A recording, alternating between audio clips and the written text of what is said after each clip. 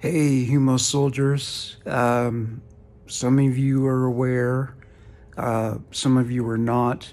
The YouTube audience would not be aware of this, but I've just become an amputee.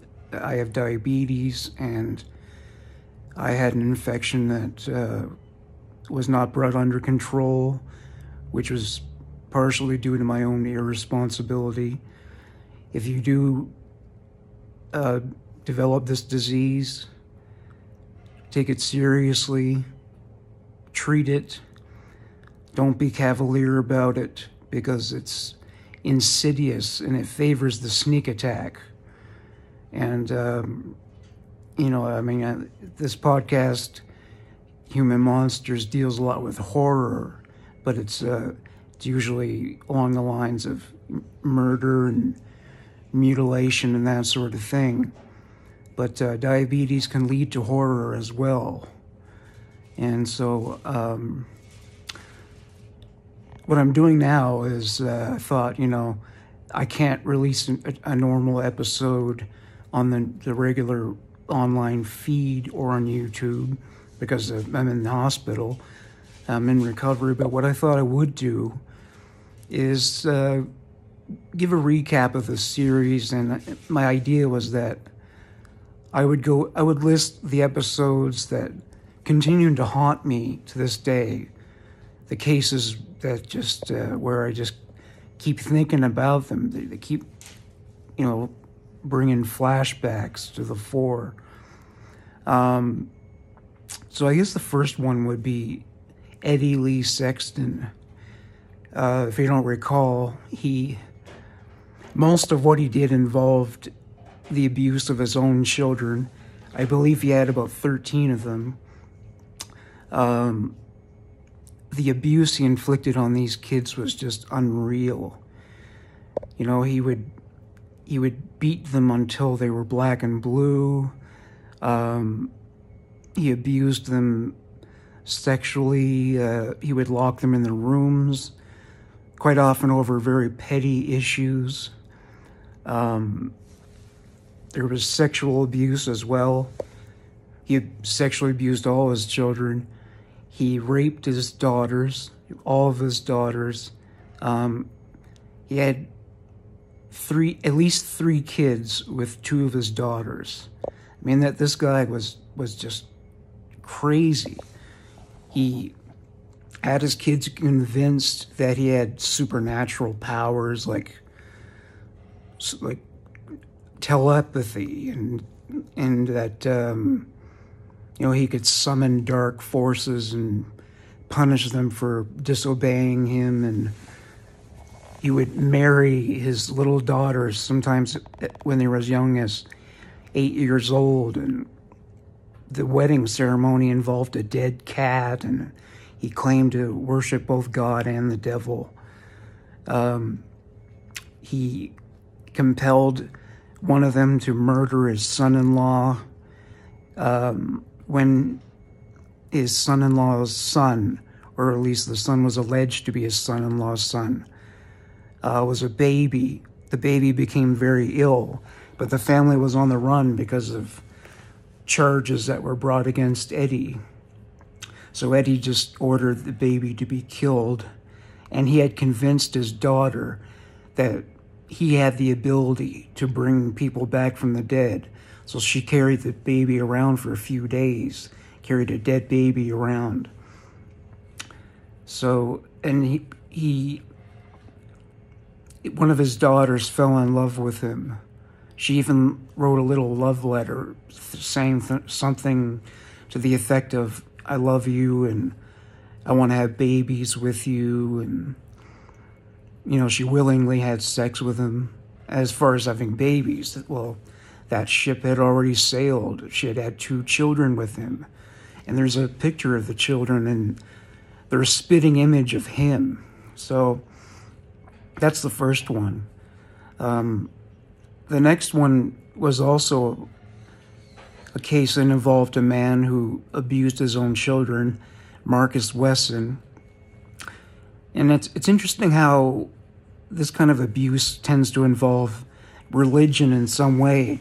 And this is another. This guy's very similar to Eddie Lee Sexton. Invented his own little religion, ran his family like a cult. He sexually abused his daughters and nieces from the ages of 8, usually. He homeschooled them, which involved teaching them from his own home-written, self-written Bible, which involved Jesus being a vampire. He sexually abused all these girls, and part of the curriculum of the school was oral sex, teaching them to perform oral sex on him, and he would rape them from that age onwards. He got all of his daughters and nieces pregnant, and then got their children pregnant.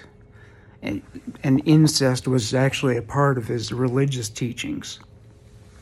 He believed it was okay, gave himself permission to do it. But then one day there was a confrontation because some of the women had left. They wanted their children, and he wouldn't give them up. So the police were called. There was a big confrontation, and he murdered all the minor children. I think there may have been as many as 9 of them. Shot them all through the eye and left them in a pile. So that was another one where I get flashbacks of him raping these children. It's a occupational hazard of performing this podcast. Another one was the Fritzl case. Josef Fritzl, who sexually abused his daughter, just one of his children, Elizabeth, from the age of 11 onwards. He started out doing things like exposing himself to her, leaving pornographic magazines under her pillow. So there was a grooming process, but eventually it led to actual sexual abuse. And she ran away at some point, but she was a minor. So the Austrian authorities brought her back home. One day her father, Josef, he built a finished basement in their home. Had all the amenities for living, like a kitchenette and a bathroom and a bedroom, all these things. One day Elizabeth approached him and announced that she was going to move out and get a job and start her own life. Well, not long after that announcement, he told her he needed help finishing off the finished basement, which he told her was going to be an office because he was an engineer, and he said he was going to do his work down there. And he said he needed help installing a door.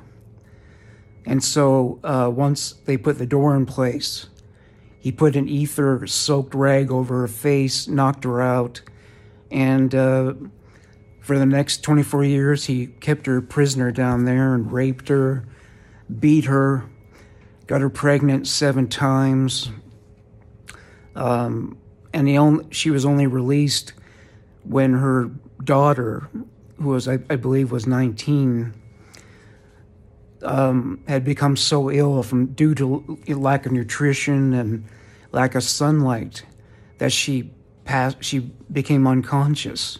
And she told him, and she was assertive with him for the first time in 24 years. She said she needs to go to the hospital. Take her to the hospital. So for the first time, I guess, in his life, he was humane, and he took her to the hospital. And the authorities just found his story about the cause of her illness to be puzzling. It didn't sound right. It didn't add up.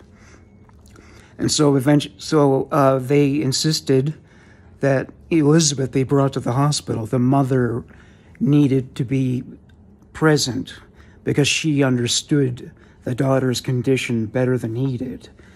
And eventually the police got involved, and she said to them, if you can promise me that I'll never see my father again, I'll tell you everything.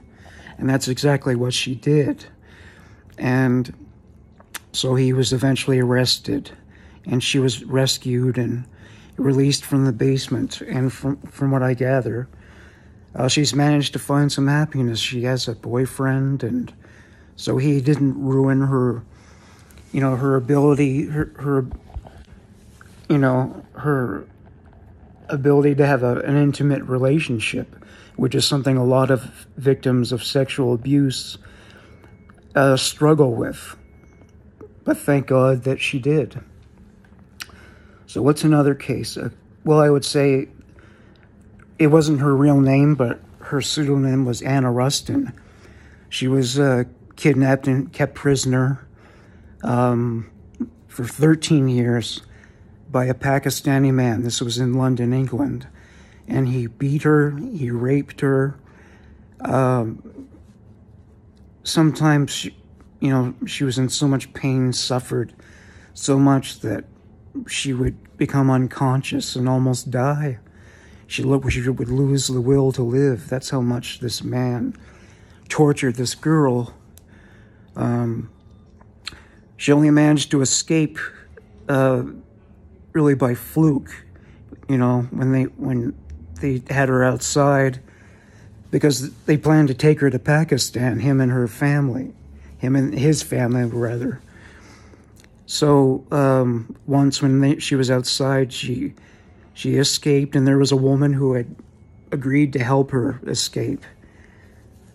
So she managed to flee, and that was great, because this man just did unbelievably horrific things to her, slamming her head against the wall, raping her, sometimes with objects, just beating her, berating her. He was just horrible.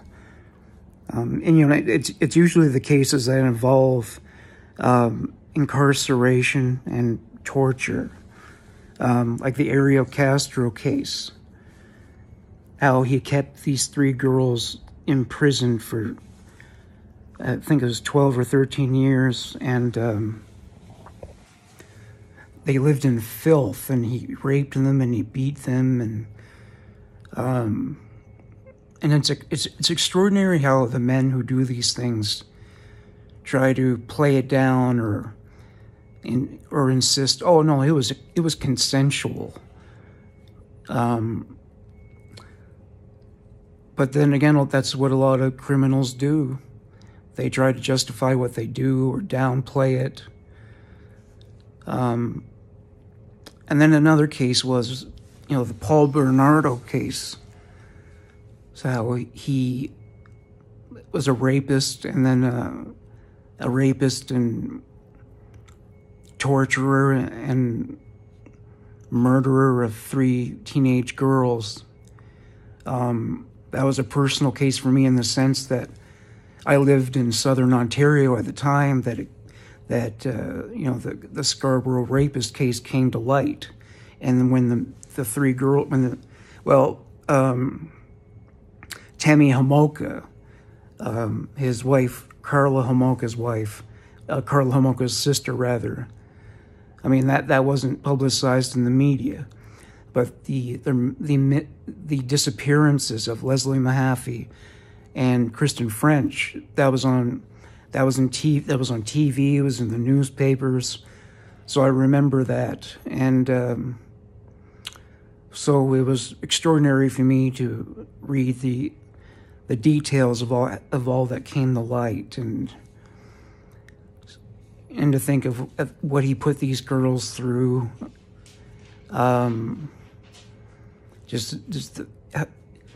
How much, it's just extraordinary how much this guy hates women, how the rapes were just so brutal and vicious, and he's just truly an evil man. So I guess after that, let me think of a case that disturbed me. Well, the torture and murder of Sylvia Likens by what was her name? Well, it'll come back to me, but it was that. I mean, that was hard to. The script was hard to write because I was just so outraged by what Gertrude. That was her first name. Like, having trouble remembering her last name. But that was a tough one. That was really, really hard. You know, any case that involves teenagers or small children, those are always hard to get through. Yeah. So, I'd actually be interested in hearing about which cases were the hardest for you, that give you flashbacks. Which are the ones where maybe you regret listening to the episode because it haunted you. Maybe gave you nightmares, or you know, just going about your daily business, you suddenly think about it, and the details are quite discomforting for you. So anyway, in the Facebook group for Human Monsters, many of you were very kind when I announced that I was in the hospital and I wouldn't be able to release an episode for a while because of my impending amputation, which happened today. Some of you were still supportive. Thank you so much for that. You guys have been great. You are a great audience. You've been so much of you were so kind. Like when I needed to raise money for a new computer, many of you helped me out with that, and that was really cool. And I've made friends from the show, friends who are listeners of the show, and it's been a great experience. And I look forward in the new year to releasing new episodes, and I look forward to entertaining you. So thank you for everything, and Happy New Year to you all. Goodbye for now.